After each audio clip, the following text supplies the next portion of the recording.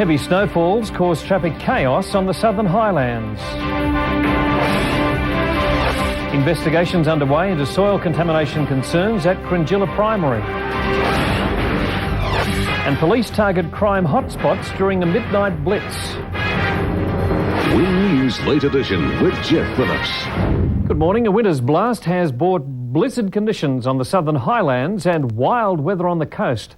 Snowfalls caused traffic chaos on the Hume Highway from Mittagong to Goulburn as equipment was brought in to clear the snow and ice. The major link reopened at midday, while the Kings Highway between Batemans Bay and Canberra reopened late yesterday afternoon. Fears for the health of students and teachers in Illawarra School after smoke was detected coming from a playground drain. There are claims Cringilla Primary School is built on an industrial wasteland, a so-called cancer cluster which claimed the lives of 5 Warrawong High School students, still fresh in the minds of many. The issue of customs security at Port Kembla has surfaced again following claims Australia is a fortress under attack, with guns, drugs and people streaming into the country daily. It's an issue pursued by federal Throsby MP Colin Hollis, with claims Port Kembla Customs is badly understaffed despite federal government denials. The Labor opposition has renewed calls for the creation of a Coast Guard despite the part-time Water Police presence at Port Kembla. The $2 billion cost, though, rejected by Defence Minister Peter Reith. Police have continued targeting pubs, clubs and night spots during a massive crackdown on street crime. Operation Street Safe, according to police, returning the streets to the people. A 61-year-old man has died on the Southern Highlands after he became trapped under an industrial wood chipper at Braemar near Mittagong. Police say there were no suspicious circumstances. The man's name has not yet been released. Hundreds of people have braved the winter weather to protest Wingecarribee Council moves to close 2 swimming pools. Coming up next on Win News, the Bradman Museum acquires 2 controversial letters and linking the far south coast's retail industry.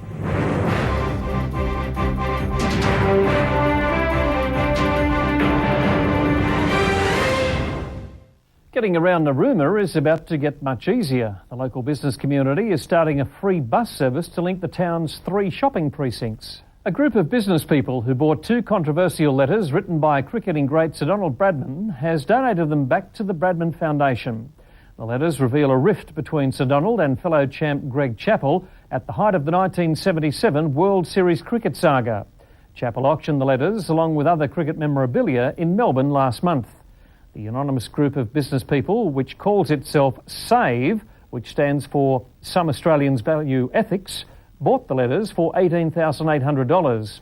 SAVE claims people with letters from Sir Donald Bradman should regard them as an honour and not sell them for personal gain.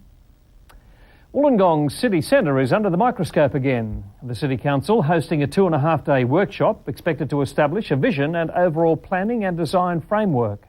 A visiting Victorian team has outclassed its opponents at the National Agility Challenge held in Wollongong at the weekend. The competition attracting the country's top canines. The Australian stock market finished 19 points higher today. BHP up 31 cents to $9.63. The AMP, though, lost 5 cents to close at $20.10. Telstra lovers, 11 cents up to $5.04. And the unlisted IMB, there was no change at $2.60. Monday Sport with Phil Diamond and those Dragons in danger of a sudden death semi-final now. They certainly are, Geoff. After a disappointing loss to the Roosters, we have that. Thirroul through to the Carlton League Grand Final, and the Dapto Chiefs crowned Illawarra baseball champions.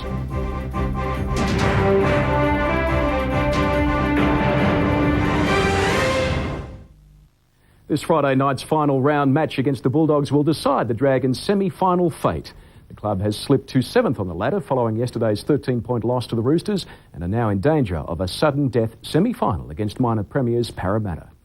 Dapto will meet Thirroul in a replay of last year's Carlton Illawarra League Grand Final following the Butchers' hard-fought 11-4 win over Collegians in yesterday's final. Thirroul sealing the win after both sides were locked 4-all at the break.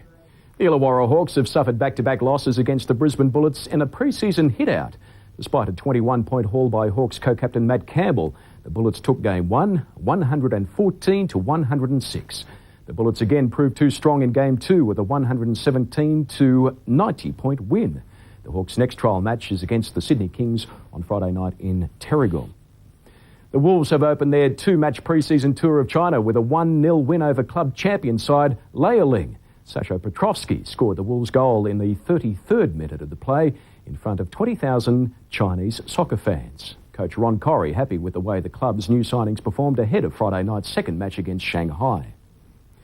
5/8 Chris Doyle has steered Shamrocks to the Illawarra Rugby Grand Final. Doyle kicked 4 penalties and a conversion to help his side to a 19-0 whitewash over Tech Waratahs. Dapto Chiefs have taken out this year's Illawarra Major League Baseball Grand Final, taking out the third and deciding game against Berkeley in their best-of-3 series.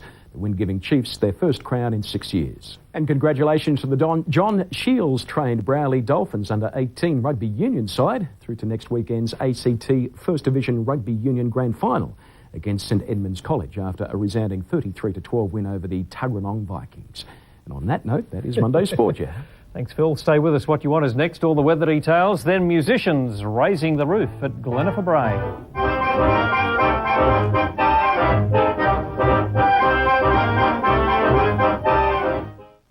Cold and wet today, and it's not over yet. If we have a look at the satellite photo, the cloud off the south coast is associated with the low east of Ulladulla, moving slowly northeast.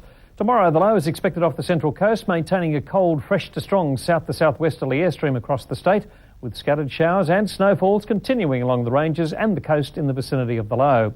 Rainfall and quite a bit. Spadala 60 millimetres, Narooma 47, Berry 27, Wollongong 20, Robertson, most of which fell as snow, 16 millimetres. Today's temperatures very cold overnight and temperatures really struggle today. Wollongong just to 13 degrees, Bowral, look at that, 0 to 6, 12 degrees for Narra, 14 or 13 degrees all the way down the coast until we come to Merimbula, which peaked today at 15, possibly warm.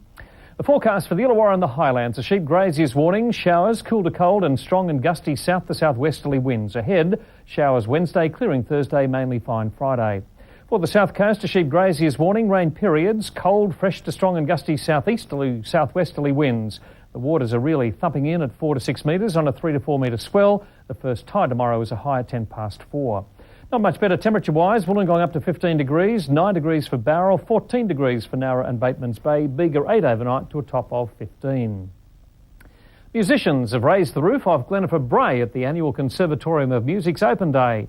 The aim of the event to encourage youngsters to take up an instrument. That's when the weather was really nice. And that is the news from across the region for this Monday night. I'm Geoff Phillips from the Win News team. Good night.